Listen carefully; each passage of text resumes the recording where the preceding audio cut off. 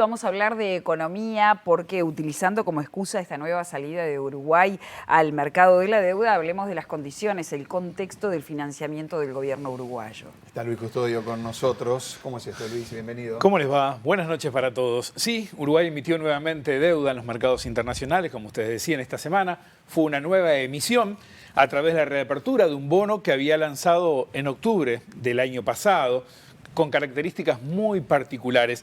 ¿Qué tiene de particular este bono? ¿A qué responde que Uruguay deba emitir? ¿Y por qué esta operación tiene, de alguna manera, una carga de elogios muy interesante desde el exterior para Uruguay? Bueno, vamos a tratar de avanzar poco a poco en estos tópicos. Vamos ya con la primera placa, por favor. Primero, la razón. Uruguay necesitaba salir a emitir deuda para completar el programa de fondos del gobierno que tiene que cubrir este año, ¿verdad? Las obligaciones del Estado se financian con ingresos públicos. Si los egresos son mayores a los ingresos, como sabemos y como nos ocurre en cada una de nuestras casas, eso se tiene que cubrir con nueva deuda. Esto ocurre siempre así, aquí y en todas partes. La clave es que si al país le va bien, la nueva deuda suele reunir mejores condiciones a partir de mayores plazos o menores tasas. Por lo tanto, el perfil de desendeudamiento mejora. Algo de eso hay acá. Lo que estoy mostrando allí es el resultado fiscal negativo de Uruguay.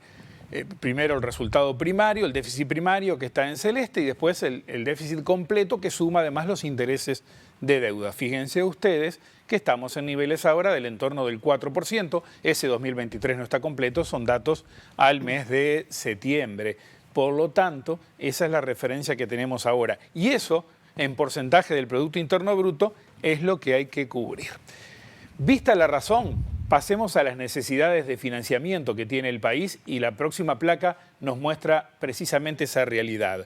Para este año, Uruguay necesitaba unos 5.300 millones de dólares para cubrir su rojo.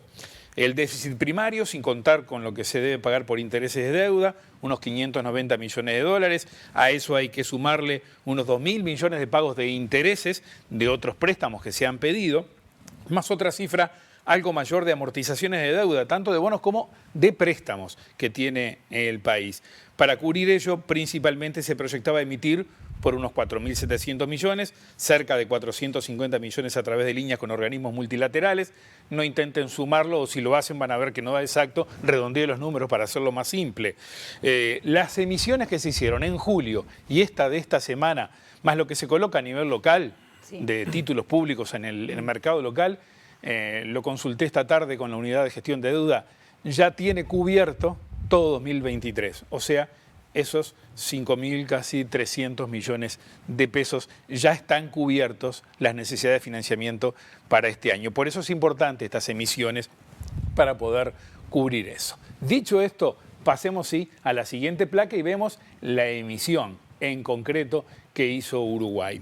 La unidad de gestión de deuda monitorea permanentemente los mercados buscando lo que denominan una ventana de oportunidad, es decir, el momento donde diferentes variables coincidan, como para que un país emergente salga al mercado con una emisión, que haya suficiente demanda de eso que se pone en el mercado y que puedan conseguirse fundamentalmente buenas condiciones. Y eso es lo que ocurrió ahora. En lugar de estructurar una nueva emisión, Uruguay optó ahora por abrir un bono muy exitoso de octubre del año pasado, cuando Uruguay colocó por primera vez un bono global en dólares vinculado a indicadores de sostenibilidad, con vencimiento 2034 por 1.500 millones de dólares, una novedad para los mercados que prestigió Uruguay. Y ahora Uruguay abre ese bono y emite otros 700 millones de dólares, pero con mejores condiciones. Este bono, esa sigla que está ahí, quiere decir bonos indexados a indicadores de cambio climático, que en definitiva es este bono que abrió Uruguay, y dentro de un ratito les cuento un poco más en detalle ese bono. Bueno, en dólares, como decíamos, vencimiento 2034, 700 millones de dólares, en realidad se ofreció mucho más, y una tasa inicial de 120 puntos básicos, 1.2%, pero se logró mucho menos, lo vamos a ver en un ratito. Esta es la emisión que tuvo buenos resultados, y ese éxito lo podemos aprovechar a observar con más detalle en la siguiente placa. Primero que nada, las ofertas para esos 700 millones que emitió Uruguay fueron de 2.700 millones, casi 4 veces más. Alta demanda, eso es una buena señal. Títulos que saca Uruguay al mercado, hay muchos interesados en adquirirlos. Esa demanda permitió que Uruguay pudiese bajar la tasa a pagar. Hablábamos de 120 puntos básicos recién. Bueno, la bajó a 95. ¿Qué significa eso?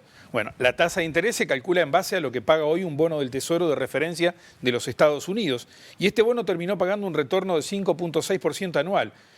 O sea, muy poco, menos de 1% por encima de lo que se paga por un bono de Estados Unidos. O sea, más de 120 inversores de todo el mundo invirtieron en deuda uruguaya aceptando que se les pague menos de un punto porcentual más que la deuda estadounidense. Eso no es poca cosa. La deuda estadounidense es considerada la más segura del mundo, ¿verdad? Es un excelente resultado para un país emergente como Uruguay, el que tuvimos a partir de esta emisión. Hay dos datos clave que quiero compartir ahora con ustedes y que la próxima placa me va a permitir mostrárselos y que son referencias que hacen a este momento en cuanto a la emisión. La oportunidad que aprovechó Uruguay toma en cuenta, entre muchas otras condiciones, cuando se fija eso de la ventana de oportunidad que les decía recién. Bueno, estas dos. Primero, la caída, mejor dicho, la que está abajo es la caída de las tasas de mayor plazo que se pagan por deuda en Estados Unidos. Eso es un bono de Estados Unidos a 30 años. Fíjense ustedes cómo en los últimos meses o semanas venía bajando. Y ahí se aprovecha el momento. Pero más esto está combinado con una considerable baja del riesgo país en Uruguay. Arriba están graficados o están mostrados en ese esquema el riesgo país ENVI, que es una de las referencias que se toman, elaborado por JP Morgan, para América Latina. Lo que paga un bono de Argentina, o mejor dicho, el riesgo país, 2.756 puntos, 1.749 Ecuador, 312 Colombia, ahí bajamos a 204 Brasil, está mejor Perú 178, 152 Chile y 91 Uruguay. Fíjense la diferencia que hay. Bueno, ese riesgo país que baja y esas tasas de los bonos de Estados Unidos bajas también hacen en parte esa ventana de oportunidad que se aprovechó en esta ocasión por parte del gobierno uruguayo. Vamos ahora al producto en concreto que hablábamos antes. En la siguiente placa lo podemos observar acerca de cuáles son las características que tiene un bono de este tipo. El bono indexado de indicadores de cambio climático del que les hablaba, que ahora se reabrió de octubre del año pasado, tiene la particularidad de que incluye la posibilidad de tener un premio o una penalidad. O sea, está atado a dos variables, ¿no? La reducción de emisiones brutas de gases de efecto invernadero por el país y el mantenimiento del área de los bosques nativos. Se mide por hectáreas esto. Bueno, hay una tasa de interés ya contratada, pero de acá a 2027, el bono es a 2034, en 2027 se revisa. Y si se cumplen las metas, y si sobrecumplen, la tasa baja. Si se incumplen las metas, esa tasa sube. De ese 5.6, más o menos puede llegar a andar en un 4.5 o se puede ir a 6 y algo. Parece menor, pero no lo es en cuanto a rendimiento financiero, ¿verdad? Ese es un dato muy interesante de este tema. El contexto en el que se dan estas tasas para el mercado uruguayo, mejor dicho, estas colocaciones, debí decir, para el mercado uruguayo. ¿Cómo se está comportando la deuda en Uruguay? Esto que tenemos aquí es importante. Un par de datos que nos ayuden. Fíjense primero, la evolución del endeudamiento de Uruguay.